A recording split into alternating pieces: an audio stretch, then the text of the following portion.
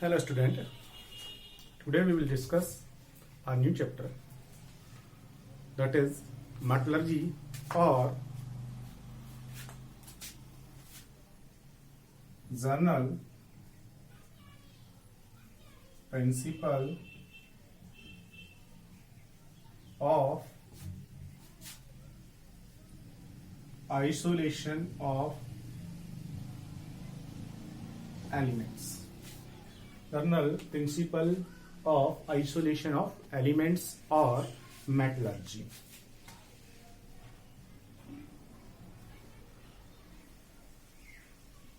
Metallurgy देखिएगा क्या होता है मेटलर्जी। इस चैप्टर में हम क्या डिस्कस करने वाले हैं।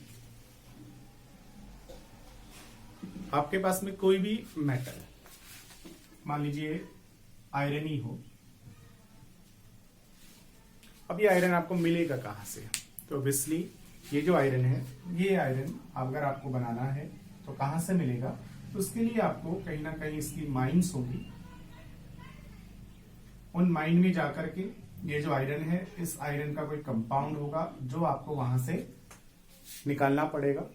और उसके बाद में ये जो कंपाउंड आपने निकाला, इस कंपाउंड को लाकर के इसका ट्रीटमेंट करना पड़ेगा और ट्रीटमेंट करने के बाद आपको आयरन मिलेगा। तो जो जो काम आपको पूरा का पूरा करना पड़ा है कि कौन कौन से प्रिंसिपल आपको यहां पर लगाना पड़ा और फिर किस तरीके से आपने एलिमेंट का एक्सट्रैक्शन किया है, ये सब कुछ इस चैप्टर के अंदर डिस्कस करेंगे। ये पूरा प्रोसेस है, इसी को हम क्या कहेंगे? मेटलर्जी कहेंगे, लेकिन आगे हम इसको डिफाइन करेंगे। सबसे पहली बात, अगर आपको कहा जाए कि mode of occurrence of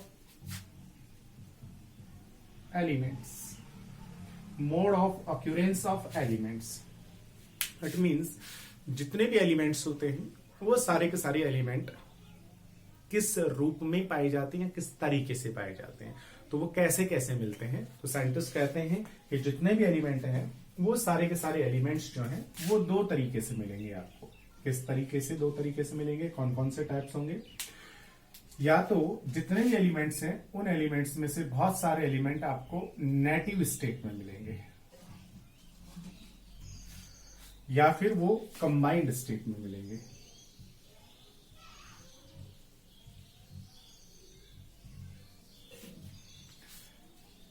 mode of occurrence of element, element आपको किस रूप में इस एनवायरमेंट के अंदर या आपका जो अर्थ क्रस्ट है उसमें या इस एनवायरमेंट में कोई भी एलिमेंट आपको किस फॉर्म में मिलेगा। तो दो पॉसिबिलिटी है, या जो आपका एलिमेंट है वो या तो आपको एकदम नेटिव स्टेट में मिलेगा, फ्री स्टेट में मिलेगा, या फिर वो जो एलिमेंट है वो कंबाइंड स्टेट में मिलेगा। सबसे पहली चीज, नेटिव स्टेट में कौन मिलेगा? तो देखिएगा इस अर्थ क्रस्ट में या हमारे इस पूरे एनवायरमेंट के अंदर इस तरीके के एलिमेंट्स जो बहुत ही कम रिएक्टिव होते हैं, ऐसे एलिमेंट जो कि बहुत कम रिएक्टिव होते हैं, जो कि दूसरों के साथ रिएक्ट नहीं करते हैं, इस तरीके के एलिमेंट जो मॉइस्ट के साथ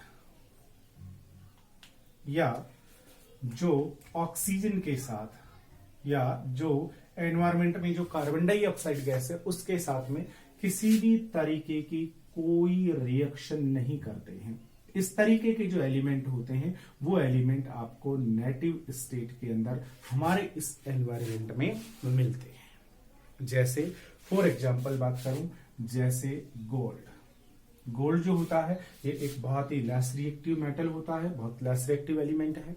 ये जनरली मॉइस्ट के साथ में या एनवायरमेंट में जो बहुत सारी गैसेस प्रेजेंट है उनके साथ में किसी भी तरीके की कोई रिएक्शन नहीं करता है, बहुत लेस रिएक्टिव है। इसलिए ये कहीं पर भी हमारी अर्थ क्रस्ट में प्रेजेंट है तो ये नेटिव फॉर्म में ही मिलेगा, एयू के फॉर्म में ही मिलेगा। लेकिन अगर आपके पास में एल्यूमिनियम हो तो ये एल्यूमिनियम अगर आपके पास में है, आपने प्योर एल्यूमिनियम कहीं पे रख दिया है तो एल्यूमिनियम प्योर नहीं रहेगा। थोड़े टाइम बाद में क्या होगा, ये जो एल्यूमिनियम है ये एनवायरमेंट की ऑक्सीजन के साथ रिएक्शन करने लग जाएगा। आपने रखा तो Al था, लेकिन आफ्टर सम टाइम ये Al किस में कन्वर्ट हो जाता है? Al2O3 में कन्वर्ट हो जाता है। तो ये तो कंबाइंड हो जाता है। लेकिन जो गोल्ड है आपका वो कंबाइंड नहीं होता। प्लेटिनम अगर आपके पास में है वो भी कंबाइंड नहीं होता। इसके अलावा कार्बन जैसे, तो कार्बन जो है वो भी नेटिव फॉर्म के अंदर डायमंड में, ग्रेफाइट में, फुलरीन में नेटिव फॉर्म के रूप में होता है, चारकोल में, कॉल में नेटिव फॉर्म के अंदर पाया जाता है। इसके अलावा नोबल गैस, आपको पता है नोबल जो गैसेज होती हैं वो भी रिएक्ट नहीं करती हैं किसी के साथ में, तो वो भी इस एनवायरमेंट के अंदर नेटिव फॉर्म के अंदर पाई जाती है, नेटिव स्टेट में पाई जाती है। तो कोई भी एलिमेंट इस एनवायरमेंट में या हमारी अर्थ क्रस्ट में दो फॉर्म के अंदर मिल सकता है, या तो वो नेटिव स्टेट में मिलेगा या फिर वो कंबाइंड स्टेट में मिलेगा। नेटिव स्टेट के अंदर कौन से मिलेंगे? जो लेस रिएक्टिव होते हैं, जो मॉइस्ट के साथ, गैसों के साथ में रिएक्ट नहीं करते हैं, फॉर एग्जांपल ये सारे के सारे नेटिव स्टेट में मिलते हैं। इसके अलावा जिनकी रिएक्टिविटी क्या होती है, थोड़ी सी ज्यादा होती है, जो कि हाईली रिएक्टिव होते हैं, ठीक है ना, जो क्या काम कर लेते हैं, मॉइस्ट के साथ ऑक्सीजन, कार्बन डाइऑक्साइड आदि जो गैसेस होती हैं उनके साथ में रिएक्ट कर लेते हैं। वो नेटिव में नहीं रहते बल्कि अपना कंपाउंड बना लेते हैं, और वो कंपाउंड के फॉर्म में हमारे एनवायरनमेंट में या इस अर्थ क्रस्ट में प्रेजेंट होते। फॉर एग्जांपल जैसे एल्यूमिनियम नेटिव नहीं मिलेगा, कंबाइंड फॉर्म में मिलेगा। आयरन नेटिव नहीं मिलेगा, कंबाइंड फॉर्म में मिलेगा। जिंक, कॉपर एटसेट्रा, इस तरीके के जो एलिमेंट होते हैं ये कंबाइंड स्टेट में पाए जाते हैं, जबकि ये नेटिव स्टेट में पाए जाते हैं। अब जब ये कंबाइंड स्टेट में पाए जाएंगे तो यहां पर आपको दो मेजर टर्म जो है ना वो डिस्कस करनी पड़ेंगी। कौन कौन सी दो मेजर टर्म डिस्कस करनी है, देखिएगा।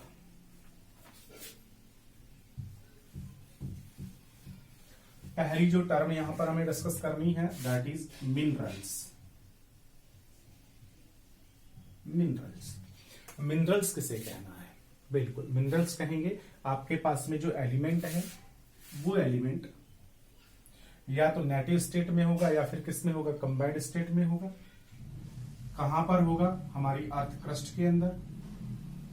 अब अर्थ क्रस्ट के अंदर ये जो एलिमेंट आपका चाहे नेटिव स्टेट में प्रेजेंट हो चाहे कंबाइंड स्टेट में प्रेजेंट हो, यहां पर ये प्रेजेंट है। अब आप क्या करते हैं, अब आप इसको खोदते हैं, माइनिंग करते हैं, और माइनिंग करने के बाद ये जो एलिमेंट है इस एलिमेंट को बाहर निकालते हैं। अब ये जो एलिमेंट आपने निकाला चाहे नेटिव फॉर्म में हो चाहे ये कंबाइंड फॉर्म में हो, आपने बाहर निकाला, लेकिन यहां ये बिल्कुल प्योर नहीं होगा। इसके साथ में यहां पर क्या प्रेजेंट होगी, इसके साथ में यहां पर इम्प्योरिटी प्रेजेंट होगी। तो एलिमेंट तो आया ही आया, साथ में क्या और आ गई है, इम्प्योरिटी आ गई है।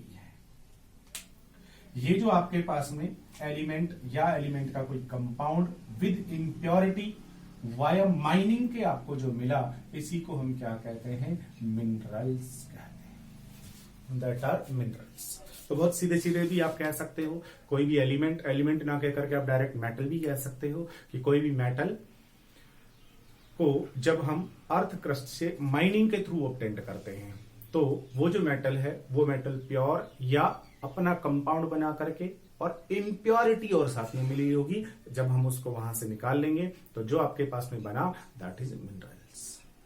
मिनरल्स हमेशा माइनिंग के थ्रू आपका एक्सट्रैक्ट किया जाएगा अर्थ क्रस्ट से, और मिनरल्स हो गए। मिनरल्स होने के बाद में दूसरी जो चीज है वो होती है और।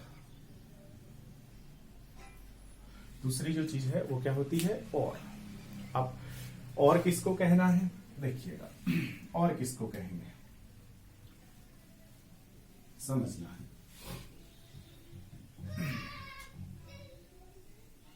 मान लीजिए आपको Fe चाहिए, लोहा चाहिए। अब लोहा चाहिए, आयरन चाहिए, आयरन कहां से निकलेगा, तो कहीं ना कहीं हमारी अर्थ में आयरन प्रेजेंट है, आयरन एलिमेंट है। और आपको पता है आयरन जो है वो एक रिएक्टिव एलिमेंट है, तो ये नेटिव फॉर्म में तो मिलेगा नहीं। ये किसके फॉर्म में मिलने वाला है, कंबाइंड स्टेट में मिलने वाला है। तो जहां कहीं भी आयरन है हमने वहां से अर्थ क्रस्ट को ऊपर की इम्प्योरिटी हटा के वहां से उसको निकाला आयरन को, लेकिन वहां से जो आप आयरन निकाल रहे हो वो आयरन नेटिव स्टेट में ना होकर कंबाइंड स्टेट में होगा। तो आयरन जो होता है वो जर्नली अपने ऑक्साइड के फॉर्म में पाया जाता है, तो आपने वहां से आयरन ऑक्साइड निकाला, लेकिन यहां से आपने जो आयरन ऑक्साइड निकाला ये बिल्कुल प्योर नहीं होगा, इसके साथ में क्या हो रहा है, इम्प्योरिटी मिली हुई है। अब आप क्या करेंगे, ये आपने यहां से ऑब्टेन किया, माइनिंग से निकाला, तो ये आयरन का एक मिनरल्स हो गया है। दूसरा आप एक काम और भी कर सकते हैं, क्या कर सकते हैं, हमारा ये जो अर्थ क्रस्ट है इसमें ये जो सॉइल है, मिट्टी, इस मिट्टी में भी आयरन ऑक्साइड प्रेजेंट है, मिट्टी में भी ये प्रेजेंट है Fe2O3, ये प्रेजेंट है मिट्टी में भी। हम क्या करते हैं, एक मैग्नेट लेते हैं और उस मैग्नेट को किस धागे से बांध करके उस मैग्नेट को इस मिट्टी में इस तरीके से घुमाएं, 2-3 घंटे तक घुमाया तो इसके साथ में भी आयरन ऑक्साइड चिपक जाता है मैग्नेट के साथ में। अब आपने यहां से भी आयरन ऑक्साइड ले लिया, लेकिन ये आयरन ऑक्साइड भी प्योर नहीं है, इसमें भी क्या मिली होगी, इम्प्योरिटी मिली होगी। तो ये भी अब क्या बन गया है, ये भी मिनरल बन गया है।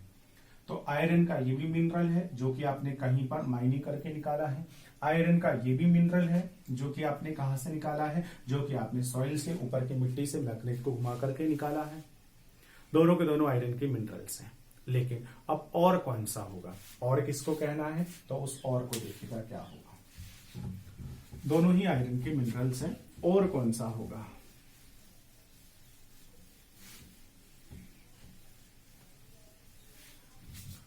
और कौन सा होगा इनमें से, तो इनमें से जो और होगा वो देखना, और किसको कहना है। अब आपने ये भी माइनिंग से निकाल लिया, ये भी मिनरल है आयरन का, ये भी मिनरल है आयरन का। अब आपको क्या करना है, इसको लेबोरेटरी में ले जाना है या इंडस्ट्री में ले जाना है और इससे आपको प्योर आयरन का एक्सट्रैक्शन करना है। जब इसे इंडस्ट्री में ले जा करके प्योर आयरन का एक्सट्रैक्शन करेंगे तो आपको बहुत सारे प्रोसेस यहां पर करने पड़ेंगे जिसमें काफी एक्सपेंसेस होंगे, ठीक है, और टाइम भी लगेगा। यहाँ पर बहुत सारे प्रोसेस आपको करने पड़ेंगे, तो टाइम भी लग रहा है आपका और आपका मनी भी यहाँ पर लग रहा है, पैसा भी खर्च हो रहा है आपका। फिर उससे आपने आयरन का एक्सट्रैक्शन किया।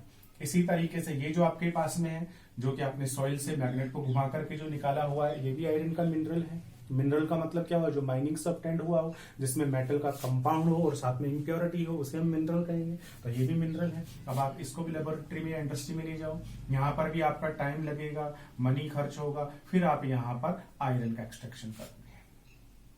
अब यहाँ पर देखिए, यहाँ पर आपने क्या किया, बड़ा सा होल बनाया, उससे आपने ब्लास्टिंग की, ब्लास्टिंग करने के बाद आपने जेसीबी या किसी की हेल्प से यहाँ से बड़े बड़े जो स्टोन्स जो थे इस आयरन ऑक्साइड के मिनरल्स जो आपने निकालने के बाद फैक्ट्री में ले गए, आपने यहाँ पर एक्सपेंसेस किया और एक्सपेंसेस करने के बाद में आपने ये आयरन बना लिया। अब इस आयरन को आप मार्केट के अंदर सेल करोगे। जब इसे मार्केट में सेल करोगे तो देखना क्या होगा, आपने यहाँ पर जो आपने निकाला मिनरल, उससे आपने पूरा प्रोसेस करने के बाद आयरन आपने सेल किया तो आपको काफी पैसे का फायदा हुआ। लेकिन यहां पर आपने मैग्नेट को घुमाया, 4-5 घंटे लगाए, वहां 4-5 घंटे घुमाने के बाद में आपको बहुत थोड़ा सा आपको ये मिनरल मिला। फिर आपने इसके अंदर टाइम लगाया, इसको इंडस्ट्री में ले गए, आप मनी एक्सपेंस किया आपने, और फिर इसका एक्सट्रैक्शन करके आपका आयरन बना। बड़ी मुश्किल से 50-60 ग्राम आपका आयरन बना। अब 50-60 ग्राम आयरन को आप मार्केट में जाकर के बेचोगे तो बड़ी मुश्किल से 1-आधा रुपए का ये बिकेगा। आपने खर्चा कर दिया इतना ज्यादा टाइम आपने वेस्ट कर दिया, इतना ज्यादा इसके ऊपर एक्सपेंस आपने कर दिया, और लास्ट में जाकर के आपका जो लोहा बना वो 1-2 रुपए का लोहा यहां से बना। तो बताइएगा इन दोनों में से कौन सा मिनरल ऐसा है जिससे हम बहुत कन्वीनियंटली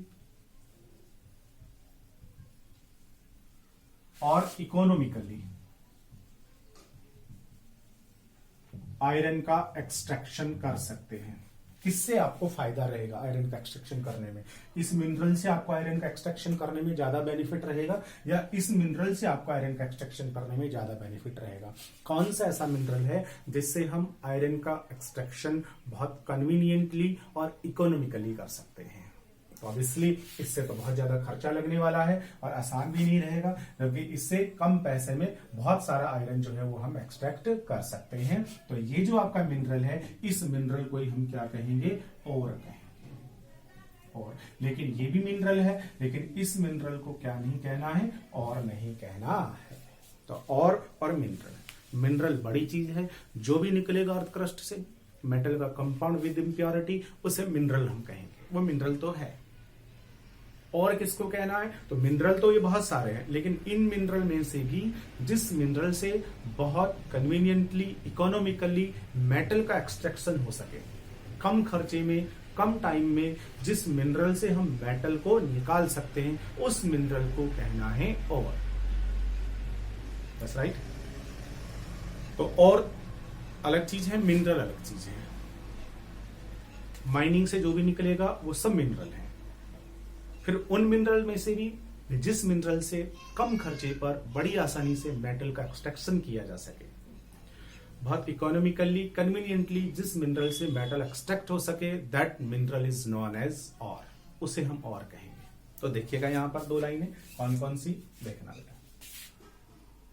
जितना भी और होगा, अब देखिएगा ये तो और है बट इसको और नहीं कहना है, तो जितना भी और होगा वो सारे के सारे मिनरल्स तो होंगे, बिल्कुल ये और है तो मिनरल तो पहले से ही था, तो हम कह सकते हैं कि जितने भी और होंगे वो सब के सब मिनरल्स तो होंगे ही होंगे। लेकिन सभी मिनरल्स और हो सकते हैं क्या? देखो ये मिनरल और था बट इस मिनरल को हमने क्या नहीं कहा, और नहीं कहा। दैट मीन्स सारे के सारे जो मिनरल्स हैं वो और नहीं होंगे, लेकिन सारे के सारे जो और्स हैं वो सारे के सारे और्स क्या होंगे, मिनरल्स होंगे, बट इसका जो रिवर्स है वो नहीं होगा। दैट मीन्स सारे के सारे जो और्स हैं वो तो मिनरल्स होंगे, बट सारे के सारे मिनरल्स और हो ऐसा जरूरी नहीं है। अब इस चैप्टर में हमें क्या करना है, इस चैप्टर में हमें पूरा प्रोसेस पढ़ना है। इस चैप्टर के अंदर आपके पास में ये आपके पास में मिनरल है, इस मिनरल से पूरा का पूरा मेटल जो है वो आपको इसका एक्सट्रैक्शन करना सीखना पड़ेगा, किस तरीके से मेटल को एक्सट्रैक्ट किया जाता है। लेकिन उससे पहले अब हम मिनरल्स और को पढ़ चुके हैं, तो हमें यहां पर क्या करना पड़ेगा, कुछ जो मेटल्स हैं उनके ऑर्स या उनके मिनरल्स हमें याद रखने पड़ेंगे। ठीक है, तो कुछ इंपॉर्टेंट मैं बता देता हूं जो कि आपको आगे जरूरत पड़ेगी और वो आपको याद रखने पड़ेंगे। देखिए, सबसे पहला एल्यूमिनियम। एल्यूमिनियम का जो और है दैट इज बॉक्साइट, जो कि आपको याद रखना है। फॉर्मूला क्या होता है, फॉर्मूला इसका होता है Al2O3.2H2, ऐसा कह सकते हैं। लेकिन इसका बेसिकली जो फॉर्मूला है वो क्या होता है, AlOX का होल 3 - 2x, और यहाँ x की जो वैल्यू है वो x की वैल्यू 0 से तो बड़ी होगी लेकिन 1 से कम होगी। जैसे यहां पर x की जो वैल्यू है वो मैं 0.5 रख दूं, 0.5 रखूंगा क्या आ जाएगा, AlO 0.5 OH 3 - 2 × 0.5 क्या हो गया, Al 0.5 AlO 0.5 OH, इसे सॉल्व करूंगा 2.5 कितना बन जाएगा 1 को 3 से डिडक्ट करूंगा कितना आ जाएगा 2। अब ऐसे अगर मैं दो मॉलिक्यूल्स या दो स्पीसीज ले लूं OH और 2 और दोनों को कंबाइंड कर दूं तो क्या बन गया Al2, एक आधा ऑक्सीजन ये रहा, आधा 0.5 ये रहा, दोनों को मिला के एक ऑक्सीजन हो चुका है। अब OH मेरे पास कितना है 1 2, 2 OH यहां से और 2 OH यहां से, 4 OH हो गए। इससे देखिएगा एक ये वाटर बन गया, एक ये वाटर बन गया, और ऑक्सीजन एक ये रहा, 2 ये 3, इन सबको कंबाइंड करो तो क्या बन गया Al2O3, Al2O3.2H2। इस तरीके से ये इसका हो गया है फॉर्मूला। एल्यूमिनियम का और कौन सा है, बॉक्साइड। एल्यूमिनियम का याद रखने के बाद आपको आयरन का याद रखना है। आयरन का जो है उसके 3-4 आयरन के और होते हैं, कौन कौन से और मिनरल्स इसके हैं वो देखिएगा कौन कौन से और हैं। पहला जो है वो है हेमेटाइट, दूसरा जो है वो है मैग्नेटाइट। दोनों में बड़ा कंफ्यूजन होता है, तो कंफ्यूजन बिल्कुल नहीं रखना है। हेमेटाइट में क्या होता है Fe2O3 होता है। अब देखो ABCD का अकॉर्डिंग H कहाँ आ रहा है, पहले H के बाद कौन आएगा M, तो H के बाद M आएगा, तो M ज्यादा है ना, तो इसमें क्या करना है आपको ज्यादा कर देना है Fe3O4, ये होता है मैग्नेटाइट। इसके अलावा यहाँ पर एक और होता है, वो कौन सा होता है, सिडेराइट होता है। सिडेराइट में क्या होता है FeCO3 होता है। एक यहाँ पर आयरन पायराइटीज, आयरन पायराइटीज या इसको हम क्या कहा करते, फूल्स गोल्ड भी कहा करते थे, वो क्या होता है FeS2, आयरन पायराइटीज या फूल्स गोल्ड FeS2 आयरन सल्फाइड होता है। ये एल्यूमिनियम और आयरन के और हो गए हैं। इसके अलावा आपको कॉपर का और जिंक, इनके और भी आपको याद रखने हैं। कॉपर का जो मेजर और है वो कौन सा है कॉपर का जो है वो होता है कॉपर पायराइटीज, कॉपर पायराइटीज CuFeS2, ये होता है कॉपर पायराइटीज। इसके अलावा जिंक का याद रखना है, जिंक का क्या होता है, जिंक का कैलामाइन होता है ZnCO3। इसके अलावा जिंक ब्लेंड होता है, जिंक ब्लेंड ZnS। जिंक का हो गया, इसका हो गया, ठीक है। इसके अलावा और जो याद रखना है आपको, किसका रखना है, लेड का, पीबी का। पीबी का क्या होता है, PbS, जिसे हम क्या कहते हैं, PbS को कहते हैं सिल्वर ग्लांस।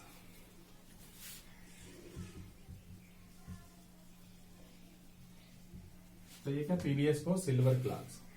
AgCl, AgCl को क्या कहते हैं, ये सिल्वर का है, इसे हम कहते हैं हॉर्न सिल्वर। क्या कहलाता है ये, हॉर्न सिल्वर। इस तरीके से ये कुछ मेटल के इंपॉर्टेंट ऑर्स हैं जो कि आपको याद रखने पड़ेंगे। सॉरी, इसे हम कहते हैं गैलेना,